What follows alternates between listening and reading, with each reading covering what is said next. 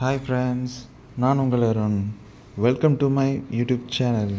இன்றைக்கி நம்ம என்ன பார்க்க போகிறோம் அப்படின்னா, நான் பாஷில் ஒரு வாஷிங் மிஷின் வாங்கியிருக்கேன், ஃப்ரண்ட் லோட் ஆட்டோமேட்டிக். இப்போ அதை பற்றின டீட்டெயில்ஸை உங்களுக்கு தெளிவாக எக்ஸ்பிளைன் பண்ணுறேன். அந்த வீடியோவில் எல்லாமே டீட்டெயிலாக சொல்லியிருப்பேன். வாங்க நம்ம வீடியோக்குள்ளே போகலாம்.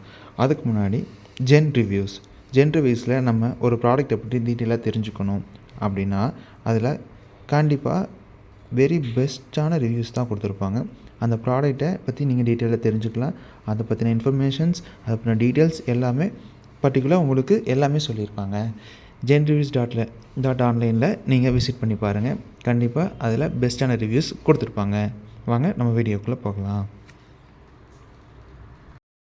அந்த கேஜி பார்த்தீங்கன்னா 8 கேஜி. நார்மலாக செட்டப் பண்ணி போட்டிங்கன்னா 5 செட்டு 5 ஃபேண்ட்டு. சாரீஸ் போகிற மாதிரி தான் 5 செட்டு சாரீஸ் எல்லாம் சேர்த்து போட்டுக்கலாம். பெட்ஷீட்டாக இருந்தால் நார்மலாக பெட் விரிப்பாக இருந்தால் 3 பெட்ஷீட்டு கம்பெனி மாதிரி போடணும், ஒன்று தான் போடணும், ஒன்றுக்கு மேலே போடக்கூடாது. இது லிக்யூடு, கம்ஃபோர்ட்டு, லிக்யூடு. மேக்ஸிமம் இந்த ட்ரை எம்டியாக விட்டுட்டு இதில் கம்ஃபோர்ட்டு இது லிக்யூடு ஊற்றிக்கோங்க. ஒரு லோடு யூஸ் பண்ணுறோம் அப்படின்னா 50 ml மேலே யூஸ் பண்ண மாட்டாங்க. நெக்ஸ்ட் பார்த்திங்க அப்படின்னா ஒரு வாஷ் பண்ணி முடிச்சதுக்கு பிறகு இதில் லைட்டாக தண்ணி தேங்கி இருந்தால் அதில் கொஞ்சம் ட்ரையான துணி தொடச்சி எடுத்துக்கணும். வாட்டர் பேப்பர் இருக்குன்னு பார்த்தீங்கன்னா நீங்கள் தண்ணி தேங்கி நிற்க பாசனம் பற்ற ஆரம்பிச்சிடும், அந்த கரை போகாது. ஃபஸ்ட்டு ஆப்ஷன் குயிக் வாஷ்ங்கிறதுலாம் பார்த்தீங்கன்னா 1/4 மணி நேரத்தில் துவைச்சி அலசி புழிஞ்சு கொடுத்துரும். நான் அழுக்கு போகாது, வேர்வை ஸ்மெல் இருந்தால் போட்டு வாஷ் பண்ணி எடுத்துக்கலாம். இப்போ குயிக் வாஷ்லேயே 30 மினிட்ஸ் கொடுத்துருப்பாங்க. குயிக் வாஷ் கொடுத்துட்டு ஸ்பீடுங்கிறத கிளிக் பண்ணிங்கன்னா 30 மினிட்ஸ் இன்க்ரீஸ் ஆகும். 30 மினிட்ஸுக்கு ஓரளவுக்கு மைல்டான அளவுக்கு ஓரளவுக்கு வாஷ் பண்ணி கொடுத்துரும். நெக்ஸ்ட் பார்த்தீங்கன்னா ஃப்ரெஷ்னப்புங்கிறது போடுற ட்ரெஸ் கொஞ்சம் சுருக்கு இல்லாமல் வரும்.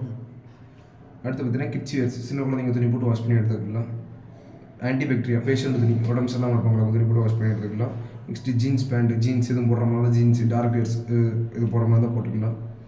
அடுத்து வந்து ஸ்பின் அண்ட் ஸ்போர்ட்ஸ் வேர்ஸ், விளாண்டுருவாங்க நம்ம துணி போட்டு வாஷ் பண்ணி எடுத்துக்கலாம். ஸ்போர்ட்ஸ் வேர்ஸ் ஸ்பின் அண்ட் ட்ரைனுங்கிறது புனிச்சு ட்ரை பண்ணி மட்டும் கொடுக்கும், துணியை துவைக்காது, அலசாது.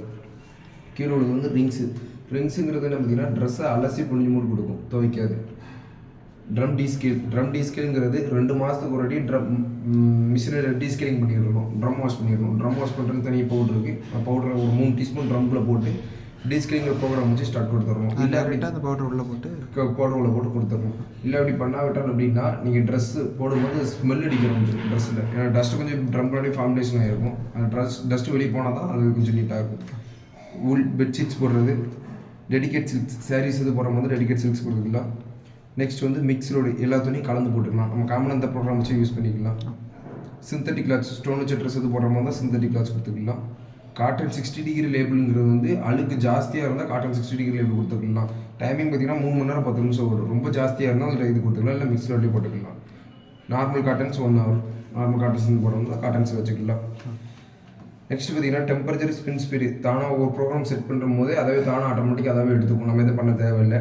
டிலே ஸ்டார்ட்டுங்கிறது என்ன பார்த்தீங்கன்னா 1 hourலேருந்து 24 hours வரைக்கும் நம்ம டைமை டிலே பண்ணி வச்சுக்கலாம். இப்போ 3 hours கொடுக்குறீங்க அப்படின்னா 3 hours கழிச்சு மிஷின் ஸ்டார்ட் ஆகிற மாதிரி இருக்கும். டிலே பண்ணி வச்சுக்கலாம் டைமை, எங்கேயும் வெளியே போகிறோம் அப்படின்னா.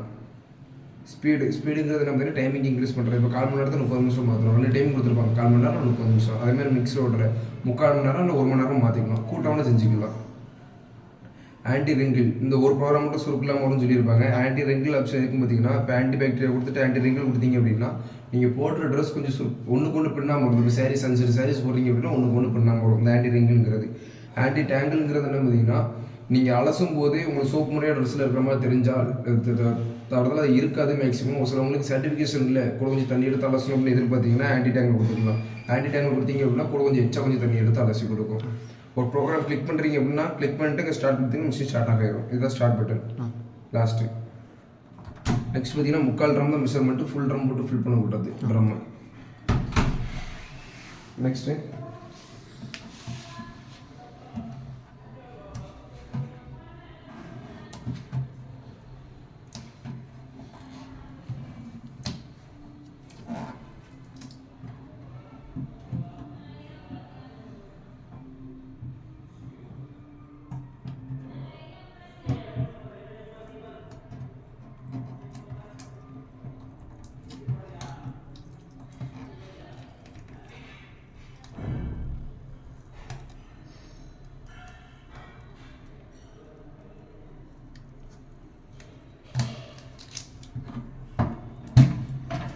பார்த்தி அப்படின்னா 2 monthsக்கு ஒரு வாட்டி இந்த நாபை கழட்டி வாஷ் பண்ணிடணும். நாபை கழட்டும் போது எப்படி கழட்டும் பார்த்தீங்கன்னா லெஃப்ட் சைடு ரொட்டேட் பண்ணிங்கன்னா நாபை கலண்டுரும். கழட்டி விட்டிங்கன்னா ஒரு 1/2 லிட்டர் தண்ணி போல் வரும். ஓகே. இந்த தண்ணி வரும். தண்ணி வந்ததுக்கு பிறகு இந்த நாபை லைட்டாக இது பழைய டூத் ப்ரஷ் எது ஒன்று லைட்டாக தொடச்சி போட்டுக்கணும். உள்ளே கொஞ்சம் ட்ரையான துணி வச்சு உள்ளே லைட்டாக தொடச்சி எடுத்துக்கணும். இது தவறுதலாக காய்ச்சது போட்டிருந்தாலும் இங்கே வந்து ஸ்டோர் ஆகிட்டு நம்ம எடுத்துக்கலாம். சரி. இது கழட்டிட்டு எடுத்துக்கலாம். இப்போ எமர்ஜென்சி டோர்லாம் ஓப்பன் கொடுத்துருப்பாங்க. அது எதுக்காகன்னு கேட்டிங்கன்னா நீங்கள் ஷட் அப்படிங்கும்போது நீங்கள் ட்ரெஸ்ஸை போட்டிங்க அப்படின்னா ஈவினிங் தான் இப்போ பவர் வந்தால் தான் டோர் ஓப்பன் பண்ணுற மாதிரி இருக்கும். மிஷின் ரன் ஆகிட்டு இருக்கும்போது பவர் கட் ஆகிடுச்சு அப்படின்னா நெக்ஸ்ட் எப்போ பவர் வருதோ அப்போ தான் டோர் ஓப்பன் பண்ணுற மாதிரி இருக்கும்.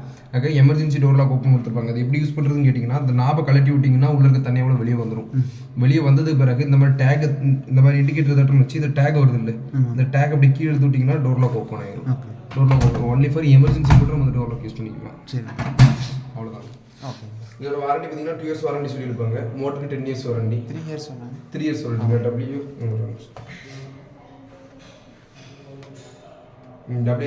டபிள்யூஏஜிங்கும்போது 3 இயர்ஸ் வாரண்டி சொல்லியிருப்பாங்க.